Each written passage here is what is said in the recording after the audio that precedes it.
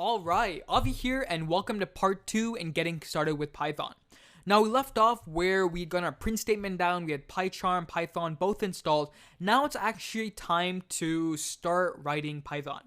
So the first thing we're going to talk about is variables. Alright, what are variables? How do we initialize them, store values, all that good stuff. So what is a variable? Well, hopefully in any other programming language that you might have dealt with, you know what variables are.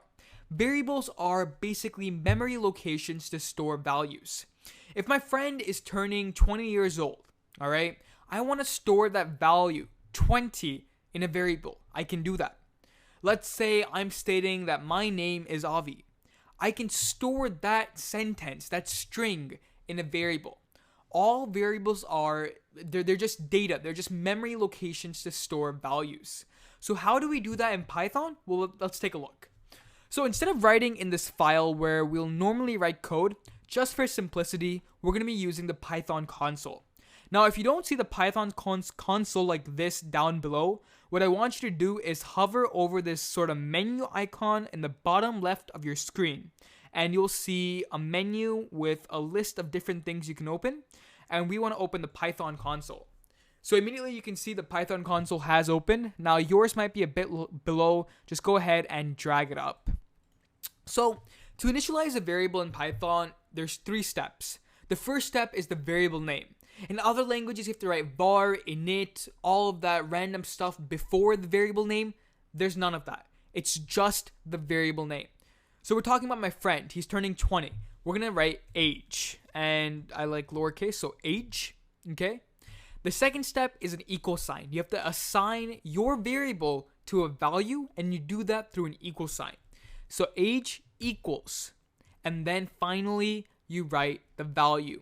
In this case, he turned 20, so we're going to say age equals 20. Hit enter, and now age, the variable, has been assigned the value 20.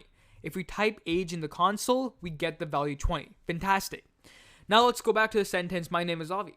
I want to store that sentence in a variable.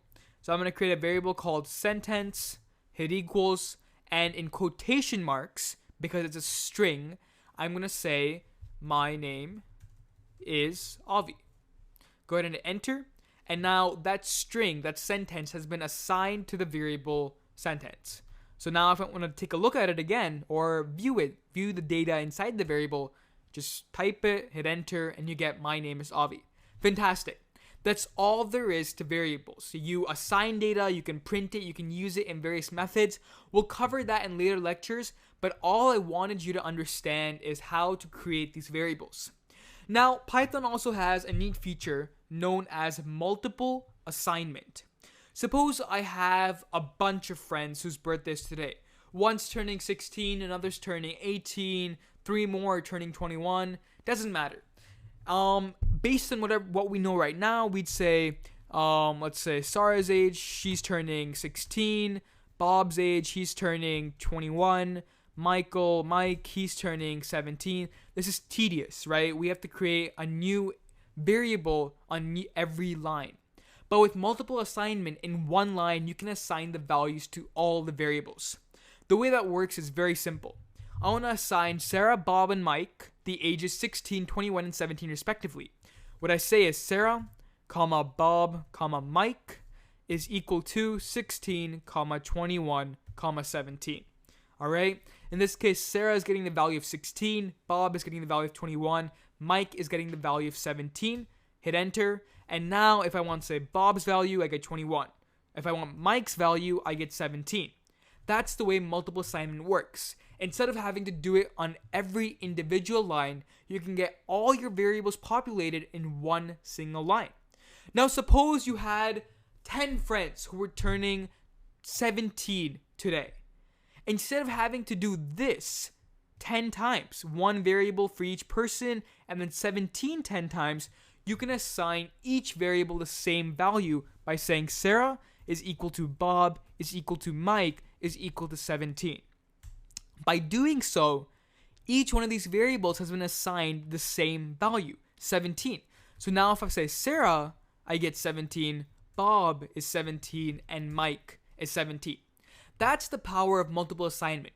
to make your Python code swifter and easier, right? You don't have to go through the process of multiple declaration in every line. It's all in one line. Nice and easy.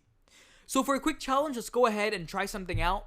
I want you to create in one line 2 variables. One should be your age and one should be your name. The first one should be a normal number like we've discussed, and the other one should be a sentence. So using this multiple assignment, go ahead and give it a try, your name and your age. Alright, hopefully you're able to do it. If you weren't, don't worry. We're just getting started. So I'm going to go ahead and say name, comma, age is equal to. Now the first one, since it is a string, I have to put it in quotation marks. And I'm going to say Avi, and then I'm going to say comma, my age, 15. Awesome. So now let's go ahead and check the values, name and age. Great. So that's it for this lecture. A quick recap. We learned what variables are. We learned how to initialize them. There are 3 parts. You have the variable name, an equal sign, and the value. And then we learned about multiple assignment and declaring multiple variables in one line. Don't forget to like, share, and subscribe, and I'll see you in the next video.